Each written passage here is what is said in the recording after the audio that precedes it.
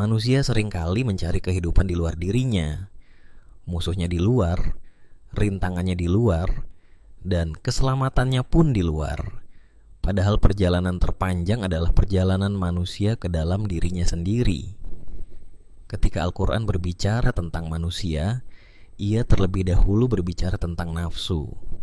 Karena nafsulah yang dapat mengangkat manusia atau menjatuhkannya. Nafsu bagaikan sebuah amanah yang diberikan kepada manusia. Ia tidak diminta untuk dihancurkan sepenuhnya dan juga tidak dibiarkan bebas tanpa batas.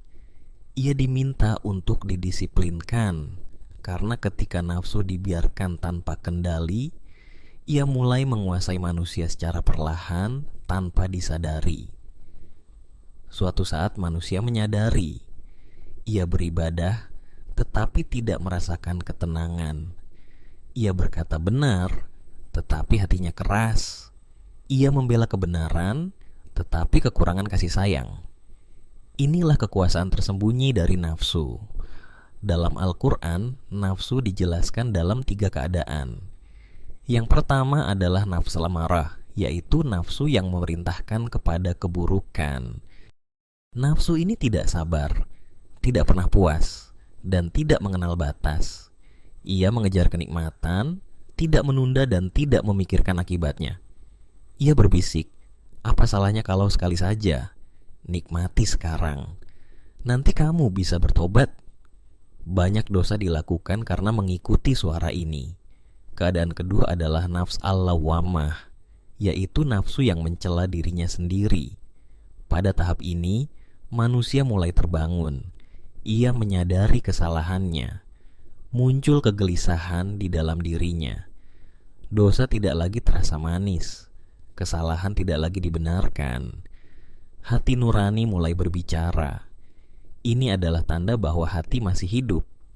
Keadaan ketiga adalah nafs al-mutmainnah, yaitu nafsu yang tenang. Nafsu ini tidak lagi memberontak. Ia tidak menginginkan segalanya. Ia ridha terhadap ketetapan Allah.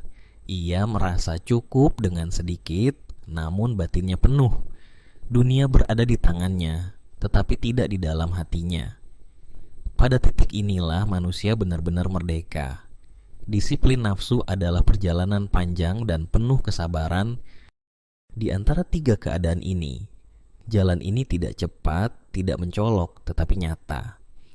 Karena itu Rasulullah bersabda, pejuang sejati adalah orang yang berjuang melawan nafsunya sendiri. Sebab peperangan melawan nafsu tidak terjadi di luar. Ia sunyi, tersembunyi, dan terus berlangsung. Jika nafsu tidak didisiplinkan, ilmu melahirkan kesombongan, ibadah berubah menjadi pamer, dan kekuasaan membuka pintu kezaliman. Namun jika nafsu didisiplinkan, ilmu menjadi hikmah, ibadah menjadi keikhlasan, dan kekuasaan menjadi keadilan. Ada sarana-sarana untuk mendisiplinkan nafsu. Salah satunya adalah puasa. Puasa bukan sekadar menahan lapar. Puasa mengajarkan nafsu untuk berkata tidak. Ketika seseorang tidak bisa makan semua yang diinginkannya, tidak bisa mengatakan semua yang terlintas di pikirannya, dan tidak mengikuti setiap keinginannya, nafsu mulai terdiam.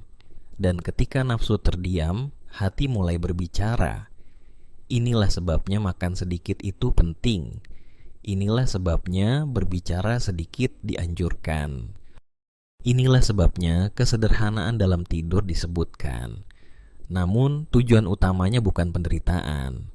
Tujuannya adalah keseimbangan. Islam tidak mengajarkan untuk menghancurkan nafsu, tetapi menempatkannya pada posisi yang semestinya. Nafsu harus menjadi pelayan, bukan tuan. Ketika seseorang menjadikan nafsunya sebagai Tuhan, ia tersesat. Namun ketika ia menyerahkannya kepada perintah Allah, ia kembali utuh. Nafsu menginginkan segalanya. Hati hanya menginginkan Allah. Setiap kebebasan tanpa batas yang diberikan kepada nafsu menyempitkan manusia.